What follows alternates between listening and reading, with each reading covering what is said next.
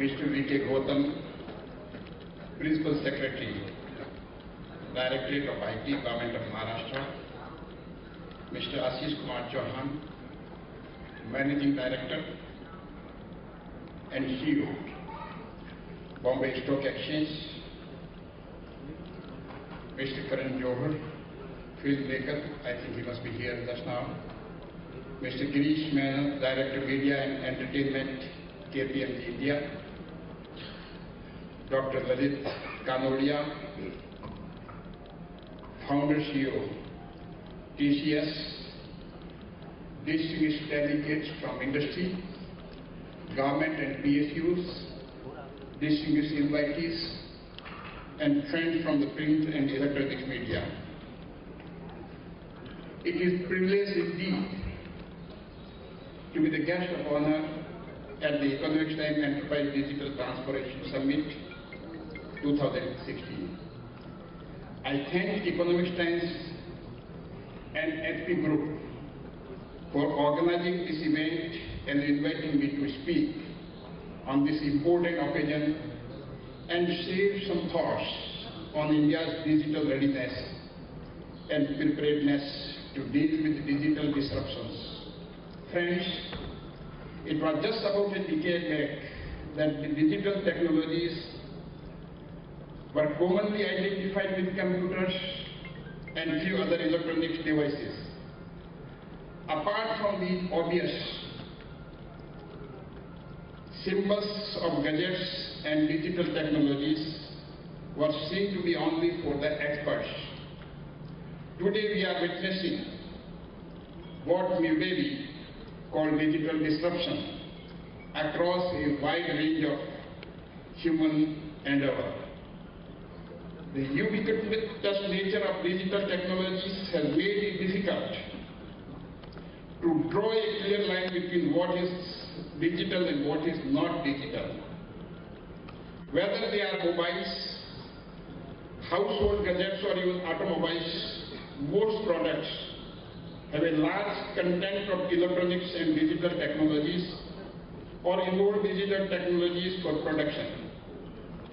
The terms 3D printing, robotics, virtual reality, drones, Internet of Things, IoT, and so on were until recently considered to be in the realm of possibility, but in the distant future. Today, many of these technologies are being applied in different spheres. Friends, India has been a major provider of IT services to the world. As we see, as on today, India has occupied almost 60% of the export in the IT-enabled services. The 40% is remaining part of the world, and almost we are exporting about 8 lakh crores, and we are doing well in it on account of the fact that we have skilled people in IT-enabled services, we are having engineers, we are having scientists, we are having entrepreneurs. While India needs to continue to remain internationally competitive in the IT field, the domestic market for IT is also set for a major expansion. It shows the vision of the Prime Minister about the digital India. In every walk of life, and we see, I will submit before you after some time, that how a phenomenal growth. It is only a sector where we have achieved the tremendous growth. As a matter of fact, the world of IT has got totally transformed with the integration of financial services with IT platforms, rise of digital aggregation services, e-commerce and all pervasive social media. The oncoming wave of the Internet of Things may well make the traditional distinction between electronic hardware and software a thing of the past. It may not be wrong to say that the world today is witnessing a new wave, or rather a deluge of digital technologies whose disruptive impact will be cross-cutting and across borders. Naturally, the question arises as to whether India is ready to take advantage of this new wave and what really should be done to ensure that India rides this wave to become a developed country. No doubt we have not seen and taken the benefit of the industrial revolution. But this is a high time for the business, for the India as a whole.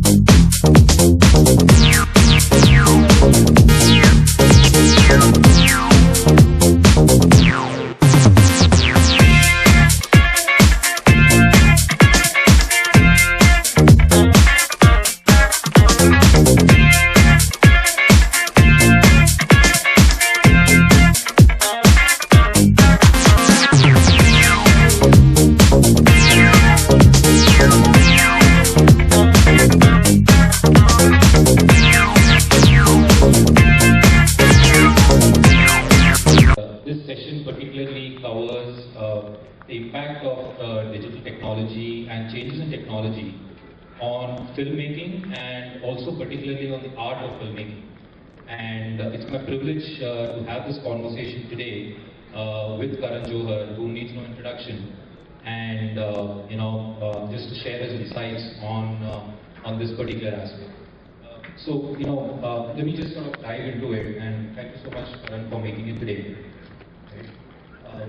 I think a good way to sort of get into this would be that it's been what 20 years since you sort of released your first movie, and in that context, what have you really seen changing over the last 20 years in terms of how has technology really impacted how you approach your movies and how you really make your movies? Firstly, good evening. Thank you for accommodating us a little earlier. Apologies if that caused any inconvenience. To answer your question, I'm one of the rare few people who kind of made that shift.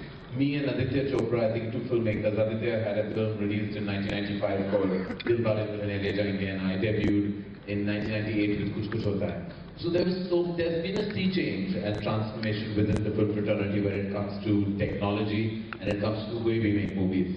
I don't even know, we actually used to edit our films on the steam bed, which was not even the digital format of editing, which is like the primitive, almost method of editing, which we did right through Kuch Kuch Hota Hai. It was only a year after that, in 1999, where the Avid, which is the digitally driven, technology-driven format of editing. So I was one of those rare people from the current lot of filmmakers who actually edited my film, like literally, like scissor in hand. It was literally both sides. I have.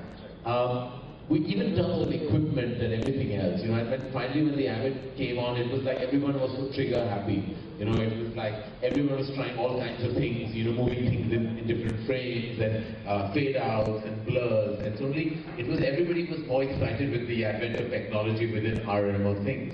It's only when things relaxed that we understood that this is here to stay and what to do with it. So as I said, so much has changed. I don't know how to answer that question to you without really kind of conducting an opera, because from the editing formats to the arrival of computer graphics in our life, to everything, the way we make movies, see movies, the viewing experience, everything has been like phenomenal. The whole change has been completely diametrically phenomenal. I understand it. You're right. It's interesting if you see there are multiple areas where possibly there has been a significant change in the way technology is evolved. And what we could probably do is maybe pick up 2 or 3 areas where, and maybe just talk a little bit and get your views around that. First is let's start with the core of a lot of this is really the advent of digital cameras and how that's moved away from traditional formats of shooting. Right. How has that really changed how you approach, right? Given Well, it's the death of celluloid, right? I mean, it's really the term we used all through our formative years as student filmmakers and then as initial filmmakers. We called it celluloid. Right. It's no longer celluloid. We are all digital. So everything is like, we used to wait for a magazine to change, Right. you know, and it used to be a big deal. Now we change our tapes. Right. And there's so much that can happen. Everything is a button away. You want to go brighter, want to go wider, want to go tighter, want to go softer, want to go anything. Right. You go digital, you open up the Torah. And the poetic part of me feels shattered with this new advent, because there was a charm in the way you felt the characters on celluloid. And I know there are filmmakers even today that miss that feeling. Right. I just feel like there is something mildly or then sometimes very strongly synthetic about the way the final product is. But it's the order of the day, it's the order of our times. Right. And I know that film just felt, I don't know, it just felt special. It felt rare. It felt like these characters were in a real world and you were connecting to their lives on an organic and an honest level. Right. Today with digital, you just start feeling everything is mildly kind of, there is an artificiality that penetrates through the format and stays there. But of course you can circumvent that, and of course, you know, there are ways and means of you working around digital. Right. You know, as we all know that green screen work and computer graphic work is now such a large part. I'm one of those reluctant filmmakers who always reluctant to green screen. And I just come back from London and I had a meeting with the double negative guys who are working with us on a film. Right. And the head there, Namit, you know, who owns Crime Focus and has now taken over double negative. So Namit was telling me the biggest filmmakers in the world, be it Steven Spielberg, James Cameron, all of them are not so technology savvy, but they understand what it can do for their product. Right. You know, they understand that green screen is something not to fear. And there are some like Alfonso Cuarón, who did Gravity, who actually did not want the green screen at all. Everything was kind of projected. Right. You know, he did not want anything green. So there are filmmakers who don't like the idea of green screen at all. And there are ways to kind of work around that. And then, you know, when we traveled and worked and spoken to filmmakers, and we speak to filmmakers all over the world, and they tell you that actually it's what you do with computer graphics. It's how you can actually create a world, make it a human drama, make it an emotional film, but you can expand the bandwidth of that story. You know, it's what James Cameron did with Titanic is no less than a Hindi film. In terms of its ethos, emotional content, melodrama, drama, song, dance, conflict, everything was in the film. But look at what he did with it in 1998. Ironically, the same year as my first film debut, which was that. And there were two love stories with totally two different syntax and reasons. One, where he took a real life event and put it on this monumental scale with the help of computer graphics and used detailing with the help of graphics that you can't even tell is actually CG work. So it's what you do with it. You can still tell your narrative. And I think India is a land of emotional content. We're a land that makes beautiful love stories, emotional stories. So we have to take the help of computer graphics, never change and become wannabe or me too of what they're doing, you know. Save, I think, one film that actually really can give, as they say, takkar to any of their best work, and that's true because this emotional content is Bahubali. You know, and Bahubali is such a proud experience, and Rajamouli is brilliant in vision, and he worked on that film for over 3 or 4 years before it saw its first version. Saying that, I feel today Indian filmmakers must look at it holistically. Take up a theme where they can actually build on it emotionally with the help of CG, and not just go around like trying to create like, you know, epic scale war sequences or like monumental action set pieces just like there are in the franchise films of Hollywood. You don't need to do that. You can actually take a film, an emotional father-son film, or a husband-wife film, or a love story like Titanic was, and give it that epic feeling with the help of computer graphics. It's what you do.